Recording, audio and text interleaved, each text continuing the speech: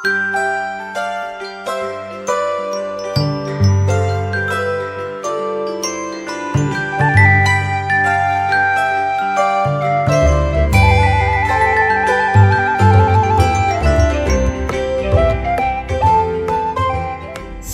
pagi sahabat GPIB. Happy Merry Christmas untuk kita semua. Saya Pendeta Eli Pitoy Debel, Sekretaris Umum Majelis Sinode GPIB ke-21, menyapa Bapak Ibu melalui kanal YouTube GPIB Indonesia dalam kegiatan Morning Call pagi hari ini. Ibu Bapak, saudara-saudara, anak-anak yang Tuhan Yesus kasihi, kita berdoa sebelum membaca Alkitab.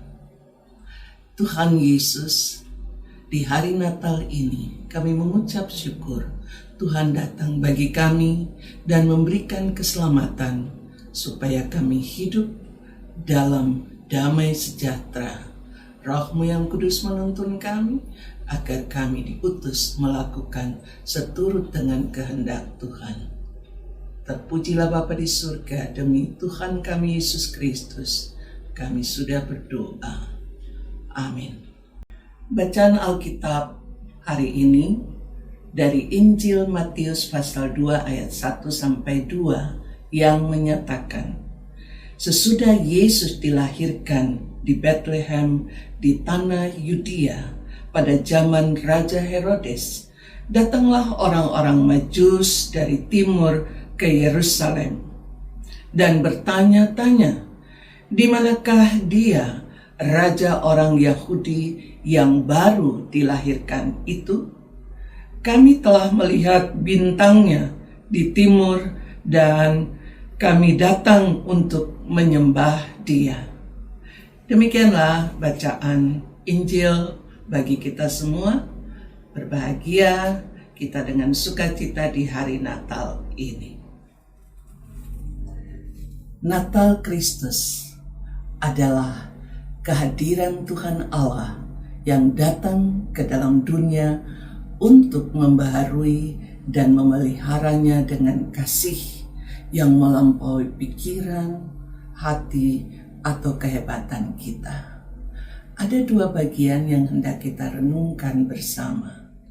Tempat kelahiran Tuhan Yesus yaitu kota Bethlehem. Kota ini mempunyai sejarah yang luar biasa. Kita mengikuti narasi Alkitab dan di situ dikatakan bahwa di masa kekuasaan Herodes mereka harus mengikuti sensus dan penduduk wilayah itu datang berbondong-bondong termasuk Maria dan Yusuf. Setelah kelahiran Yesus, Bethlehem juga disebut sebagai rumah roti, artinya ada kesuburan. Bethlehem juga menjadi secara khusus di mana Yakub menguburkan istrinya Rahel. Kemudian Bethlehem juga menjadi kota yang penting bagi Raja Daud, terlebih saat ia harus berlari akibat dikejar untuk ditangkap. Dalam pelariannya, dia mencari sebuah sumur di mana airnya itu menyejukkan. Jadi kita lihat ada Raja Herodes dan juga Raja Daud menjadi simbol bahwa Yesus lahir dari keturunan raja. Yesus telah lahir di kota Bethlehem, menyatakan kerendahan diri di hadapan Allah dan manusia untuk keselamatan kita semua. Kota mungil Bethlehem seringkali kita nyanyikan sebagai bagian bahwa kota yang kecil terpencil. Namun untuk saat ini Bethlehem terlihat bukan sebagai kota yang mungil, tapi ada gempuran peperangan, dan perlu kita doakan terus karya Tuhan terjadi bagi dunia melalui Bethlehem, tempat kelahiran Yesus Kristus. Yang kedua, ada orang-orang yang datang ingin berjumpa dengan Yesus yang disebut Raja orang Yahudi yang baru lahir. Wow, ia mendapatkan petunjuk dan sulit bagi kita menerawang, apalagi di masa modern seperti ini. Bintang menjadi petunjuk kehadiran para Majus menjumpai Yesus di kandang tempat ia dilahirkan. Di kalangan masyarakat Persia waktu itu, para Majus mempunyai fungsi seperti orang-orang Lewi bagi bangsa Israel. Peran mereka sebagai guru atau pembimbing bagi para raja-raja Persia. Jadi, kehadiran para Majus dapat dikatakan sebagai orang-orang suci dan bijaksana. Bintang mempunyai jalur teratur untuk kemunculannya. Namun, jika ada yang lebih terang, perlu dipahami bahwa Tuhan sebagai pencipta ingin mengumumkan hal yang berbeda. Masa itu, para astrolog menyatakan ada yang berbeda dari peredaran bintang atas cahaya yang terang tadi. Oleh mereka, pada masa kuno itu menyampaikan bahwa telah terjadi kelahiran seorang pangeran atau raja besar. Para Majus yang mencari ke timur sebab orang-orang di masa itu sedang dilanda oleh pengharapan yang sangat besar. Umat menantikan dan punya keinginan berjumpa dengan Tuhan Allah. Mengapa demikian? Bagi manusia, sulit membangun di dunia yang lebih baik atau masa keemasan tanpa Allah. Jadi, kelahiran atau kedatangan Tuhan Yesus menjadi penantian yang dikumpulkan dan dihimpun dalam palungan tempat ia dilahirkan. Ini juga dapat dikatakan sebagai simbol kuasa Yesus Kristus terhadap dunia dan seluruh ciptaan. Pesan bagi kita yang sedang menikmati kelahiran Yesus Kristus di dunia, maka perlu kita ingat, kelahirannya adalah sukacita dijumpai oleh Tuhan.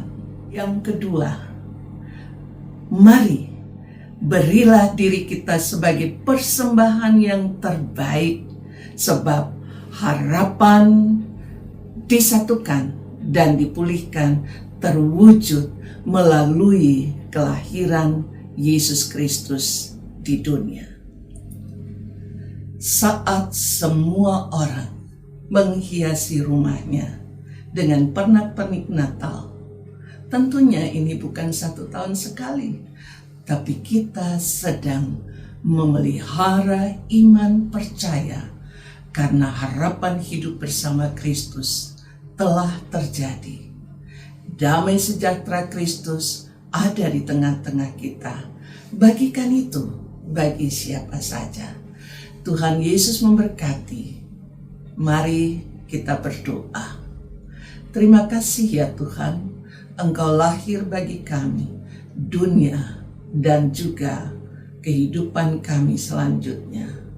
Kami bersyukur bersama seluruh warga GPIB.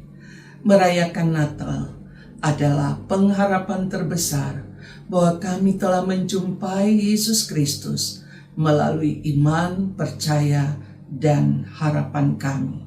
Kami sungguh menikmati akan kebersamaan ini, karenanya Tuhan memberkati anak-anak kami, pemuda-pemudi, para teruna, orang tua, para lanjut usia. Kami bersyukur bahwa kedatangan Kristus membuat kami hidup dalam pemulihan dan telah menjadi manusia baru. Terpuji-puji Bapa di surga, kami berdoa dan kami percaya Yesus Kristus adalah Tuhan dan Juru Selamat kami. Amin. Merry Christmas.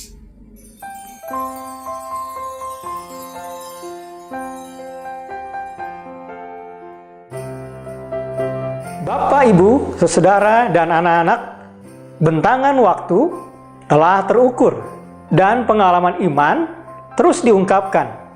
Semarak 75 tahun GPIB adalah bukti perjalanan yang membutuhkan energi positif dan diutus dengan semangat, teguh, utuh, dan tangguh.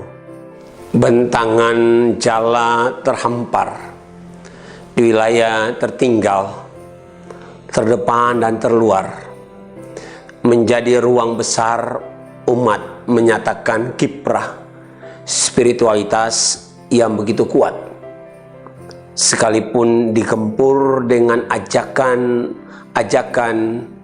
identitas, modernisasi, dan kecanggihan teknologi. Ada 345 jemaat dan 280 prospekes. Itu perlu dihidupi dengan ketulusan yang terpelihara dalam tri panggilan gereja, yaitu persekutuan, pelayanan, dan kesaksian. Kita bersyukur bahwa harapan, cinta, kasih, dan damai menjadi energi baru saat Advent berlalu. Kedatangannya menjadi pokok percakapan yang ramai, sebab mengubah tradisi yang telah berabad-abad. Sebuah pertanyaan muncul, apakah ornamen ini membuat kita menganggap kalender gerejawi belum menjawab pesta kelahiran Sang Juru Selamat? Bersama, kita telah merasakan perubahan sosial yang mengglobal dan mendesak untuk terus bertransformasi atas peristiwa sosial yang ada di sekitar kita. Tuhan Yesus mengingatkan kepada kita semua bahwa selalu ada orang-orang miskin di sekitar kita.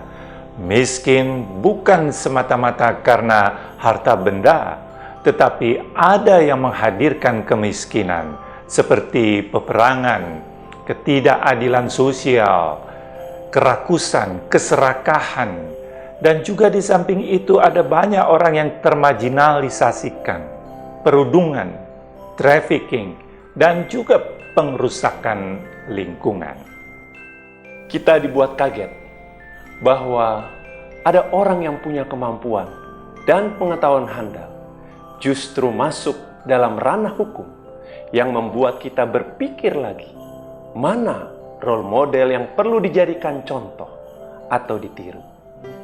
Merayakan kelahiran Tuhan Yesus mengangkat tema dari Lukas 2 ayat 16-20, yaitu bersama memuliakan Allah dan sedia menyatakan kasih dan damai sejahteranya, bersama menerima menyatakan kemuliaan Allah serta memberi kesaksian pribadi dan membawa damai sejahteranya kepada banyak orang untuk kebersamaan yang saling menghargai dan menopang antar generasi. Pemilu menjadi media integrasi bangsa. Pemilu menjadi instrumen yang membangun dan memperkuat demokrasi dan menjadi penyanggah tiang-tiang NKRI. Hindarilah politik uang dan sara yang terlihat sulit diberantas karena perilaku kotor. Sebagai warga gereja, mari kita bersama mencegah dan menolak perilaku tidak baik ini dengan mengedepankan nilai etik moral yang mana bangsa Indonesia sudah terlatih melalui Undang-Undang Dasar 1945 dan Pancasila. Merayakan Natal Kristus merupakan sukacita besar untuk mendorong umat melakukan kebenaran secara tepat dan damai di tahun politik ini. Warga GPIB, mari kita doakan pelaksanaan persidangan sinode tahunan di kota Samarinda dengan tema melayani dan bersaksi secara intergenerasional berbasis komunitas digital demi kesejahteraan bangsa dan keutuhan ciptaan. Biarlah dunia merasakan damai sejahtera Tuhan atas persekutuan kita yang melayani dengan kasih Tuhan Yesus Kristus, sekaligus menjadi kesaksian indah sebagai pribadi yang sudah diselamatkan. Selamat Hari Natal 2023, nikmati tahun rahmat Tuhan 2024. Soli Deo Gloria.